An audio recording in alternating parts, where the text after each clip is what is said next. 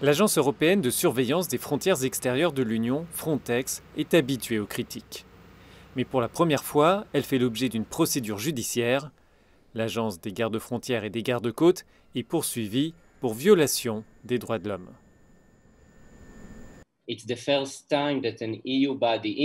C'est la première fois qu'un organisme européen, impartial, indépendant, un tribunal, une cour, va mener une procédure judiciaire sur cette question dans une tentative qui, nous l'espérons, rendra l'agence responsable dans le sens où tous les autres organismes n'ont pas réussi à contrôler cette agence.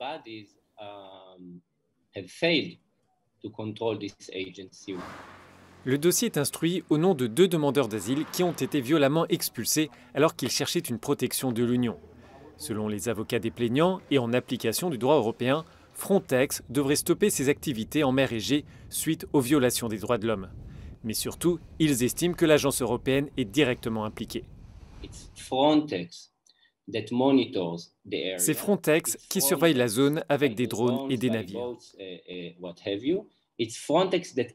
C'est Frontex qui détecte et localise les bateaux de migrants.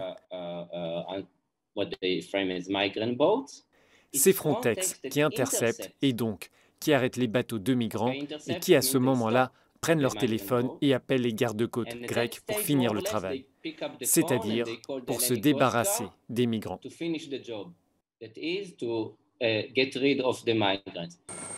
La Cour de justice de l'Union n'est pas le seul organisme qui surveille les agissements de Frontex. Le Parlement européen a établi un groupe de travail spécifique.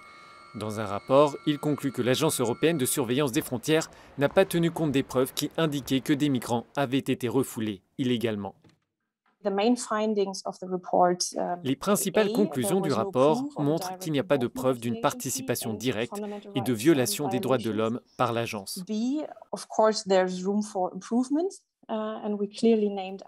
Ensuite, il y a bien sûr des possibilités d'amélioration et nous avons clairement indiqué la gestion interne lorsqu'il s'agit d'incidents sérieux, comme par exemple comment réagir lorsqu'il y a des rapports d'éventuelles violations. Là, il y a des possibilités d'amélioration.